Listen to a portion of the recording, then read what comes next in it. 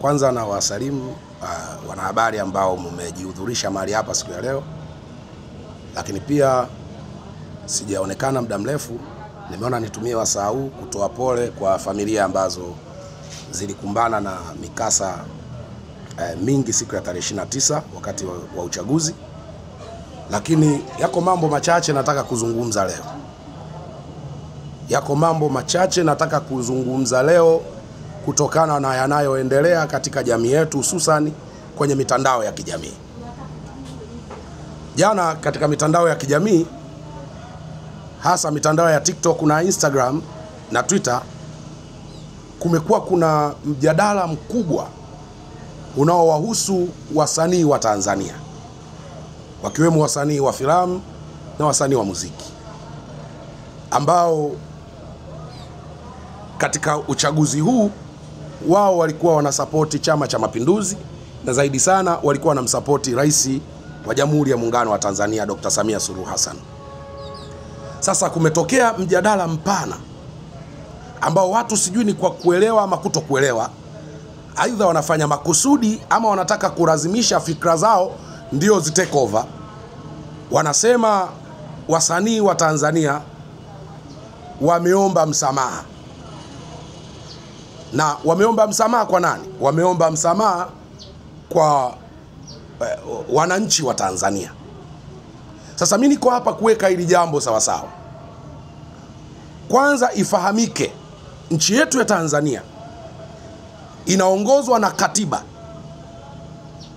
lakini ina sheria zake, taratibu na miongozo mbalimbali inayoongoza nchi yetu.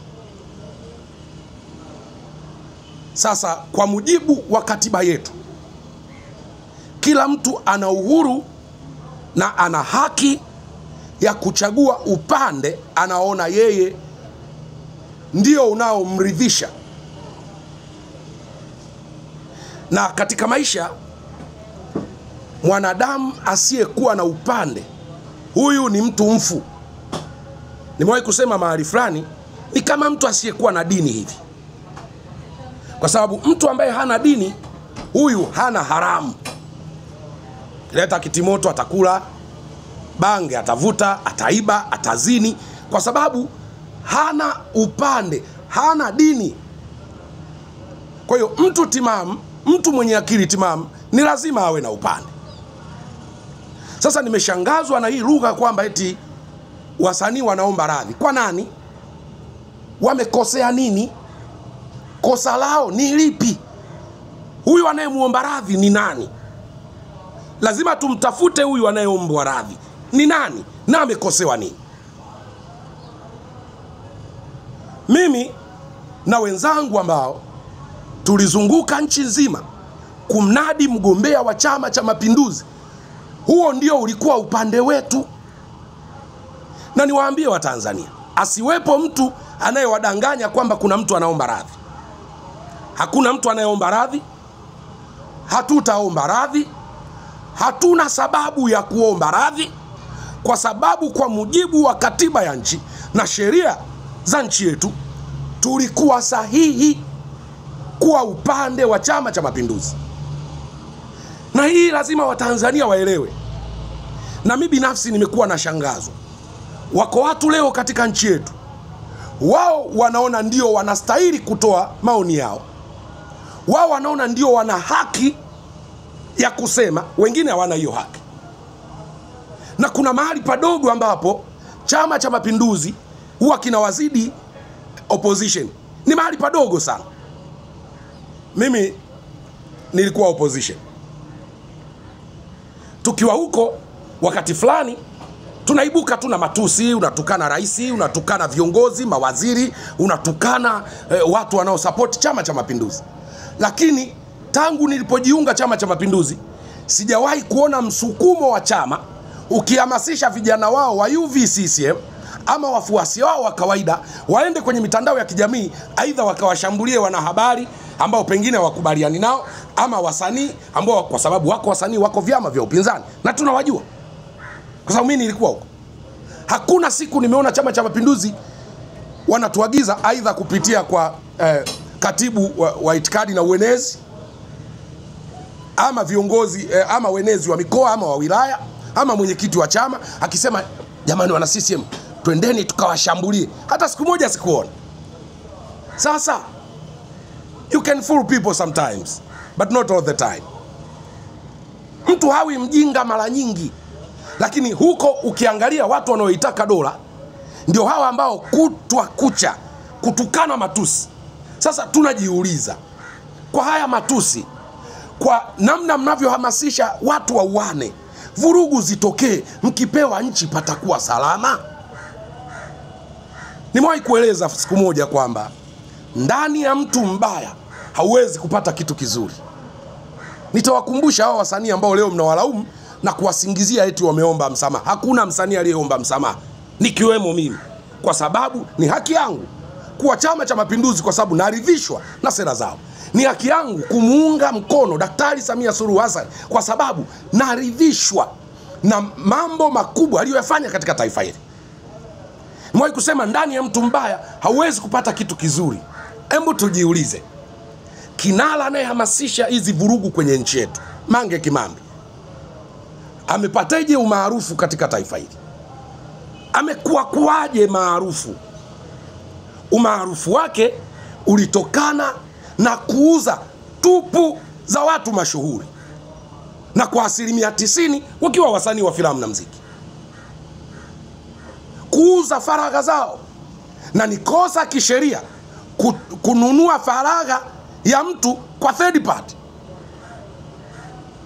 Yani mimi niko zangu faragha na mwanamke, aidha amenirekodi, kikalio changu kimeonekana, na yeye akampa mwingine akaenda kwa Mange akamuuzia. Mange akiinunua anaenda kuwauzia wa Tanzania. Hawa ambao mnasema sisi hatakuwa upande wao. Tujiulize maswali. Naomba watu wenye akili ndio watulie sasa. Tujiulize maswali. Wakati Mange anauza tupu za watu maarufu Tanzania, hawa wananchi walikuwa wapi? Walikuwa wanasema nini? Waliwahi kuona kwamba hili ni jambo baya? Mnajua watu wangapi walikufa kwa sababu ya kuona aibu zao? Mnajua watu wangapi ndoa zao zilisambaratika? Mnajua watoto wa mtaani waliongezeka kwa kiasi gani baada ya ndoa kuvunjika? Kwa sababu baba aidha alimchiti mke wake na Mange akaexpose, akamuonyesha baba akiwa uchi. Wale watoto wakaenda mitaani. Je, wananchi wa Tanzania, niwaulize swali, mlikuwa wapi? Mbona hamkusema lolote? Mbona ni ninyi mliokuwa mnamwambia tuma hiyo, tuma ya Gigi, tupe ya Slay? Hamkuona hili ni jambo baya katika jamii? Halafu mtu wa namna hiyo unataka awe upande wako, umejeruhi maisha yake. Kuna mtu anasema eti hawata nunua filamu wala hawataenda kwenye show. Msisahau kwamba huyu ambaye hata nunua filamu na hata kwenda kwenye show, yeye labda ni fundi seremala, yeye labda yeye ni fundi seremala, na mimi sintanunua sturi. Yeye labda ni mamalishe, mimi sintaenda kula kwenye mgawa wake. Tunachohitaji ni umoja wa kitaifa. Sisi ni Watanzania. Ndani ya mtu mbaya hauwezi kupata jambo zuri. Hebu tujiulize leo. Tuchukulie Tundu Lissu amepewa nchi, amekuwa rais wa nchi ya Jamhuri ya Muungano wa Tanzania. Halafu yule Mange Kimambi asipewe hata wizara ya kuhesabu miti tu, asipewe kazi yoyote kwenye hiyo serikali. Do you think Tundu Lissu atakuwa salama mbele ya Mange Kimambi? Mtu ambaye ukimsikiliza ni arabi nafsi. Na juzi amesema vizuri kwamba mimi sina shida ya kuandamana, naendesha gari ya dola 200,000, naishi kwenye nyumba ya dola 500,000, hata wazungu hawana. Sasa jiulize, kama yeye hana shida, wewe una shida ya kufanya hicho ambacho yeye hana shida nacho? Kwa nini nitaka hili jambo liwe wazi? Sisi kama wasanii wa Tanzania, weidha utakuja kwenye show, weidha utanunua filamu ama hautanunua, hatuko tayari kuomba radhi kwa mtu yeyote. Kwa nini? Kwa sababu hatujakosea kumsupport Daktari Samia Suluhu Hassan ambaye kwenye kipindi cha miaka 4 amejenga shule nyingi kuliko wakati wote kwenye nchi yetu. Hilo ni kosa. Kumsupport Daktari Samia Suluhu Hassan ambaye alipoingia madarakani alikuta wafungwa 419 wa Chadema. Hawa ni wafungwa wa kisiasa, wako magerezani, akawatoa wafungwa 417. Hilo ndio kosa letu. Kumsapoti Daktari Samia Suluhu Hassan ambaye alikuta Tundu Lissu ana kesi 6, akamfutia zote, akamrudisha na akampa fedha zake alizokuwa anadai. Lema alikuwa na kesi zaidi ya 7, akamrudisha, akamhakikishia usalama wake. Chadema walikuwa hawajapata ruzuku, mimi nilikuwa kule kwa miaka mingi, akawapa ruzuku, na wakati ule nilikuwa Chadema, ndio tukaenda kununua jengo la makao makuu ya chama ambalo leo kila mmoja anajivunia. Hili ndio kosa letu, kumuona mtu anayetenda mambo mema kama haya, kumsapoti mtu ambaye amekuta SGR iko kwa 30% ameimaliza, kumsapoti mtu ambaye amenunua ndege za kutosha. Hapana. Kama ambavyo sisi tunaheshimu wao kuwa ACT Wazalendo, wao kuwa Chadema, wao kuwa vyama vingine, ndivyo wanapaswa kuheshimu haki zetu. Kwa nini wao wanapoka haki zetu? Ni haki yangu. Msanii, ukiacha usanii ambayo ndio biashara yake, yeye ni raia wa Tanzania, ana uhuru wa kuchagua mtu anayemtosheleza katika sera zake ili amunge mkono. Sasa kama ninyi mnachagua, why sisi tusichague? Hii nchi ni ya kwenu peke yenu. Mnapotaka haki zenu, vipi kuhusu haki za watu wengine? Hivi kuna mtu alifikiria haki ya Shilole wakati anaenda kuvunja mgawa wake? Tena walikula na ubwabwa, maskini ya Mungu. Kuna mtu hakufikiria kwamba ile ilikuwa ni haki ya Shilole? Hivi kuna mtu alifikiria kwamba lile duka la Bilnas ni haki yake na familia yake? Wewe unataka haki gani wakati wewe unanyima haki za watu wengine, unapoka haki za watu wengine? Yes, kuna mtu amesema hakuna amani bila haki, na hakuna hiyo haki bila wajibu. Nchi yetu ina sheria zake, ina katiba yake, na kwenye katiba ya nchi yetu ni haki ya kila mmoja kuwa upande wowote wa chama cha siasa anachokiona kinafaa. Kwa hiyo wengine wanasema tulimtuma kaka yetu Majizo aombe radhi. Hapana, hatukumtuma, ni utashi wake. Nafikiri yeye kwa upande wake ameona vile inafaa, lakini sisi kama wasanii wa Tanzania hatujamwagiza yoyote na hatutamwagiza yoyote hata ukamilifu wa dahari kwenda kutuombea radhi mahali ambako hatujakosea. Lakini ndugu zangu, ninyi mnaofanya haya, na tumesikia jana makamu mwenyekiti wa Chama cha Demokrasia na Maendeleo kiomba mpaka jumuiya za nje ziwasaidie ili wao ndio waje kuongoza. Ndugu zangu, Tanzania ni nchi huru. Tanzania ni nchi huru. Tujifunze kukubaliana kutokukubaliana. Kama mimi sikubaliani na chama chako, mimi si mdhambi kwako.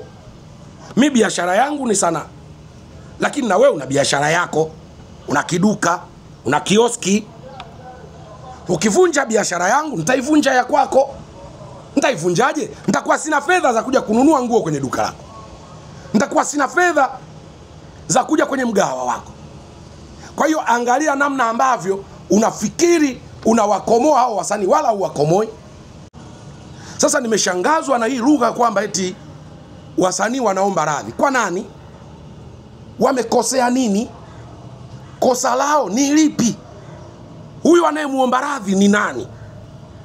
Lazima tumtafute huyu anayeomba radhi ni nani na amekosewa nini. Mimi na wenzangu ambao tulizunguka nchi nzima kumnadi mgombea wa Chama cha Mapinduzi, huo ndio ulikuwa upande wetu. Na niwaambie wa Tanzania, asiwepo mtu anayewadanganya kwamba kuna mtu anaomba radhi. Hakuna mtu anayeomba radhi. Hatutaomba radhi. Hatuna sababu ya kuomba radhi, kwa sababu kwa mujibu wa katiba ya nchi na sheria za nchi yetu tulikuwa sahihi kuwa upande wa Chama cha Mapinduzi. Kuna mtu anasema eti hawatanunua filamu wala hawataenda kwenye show.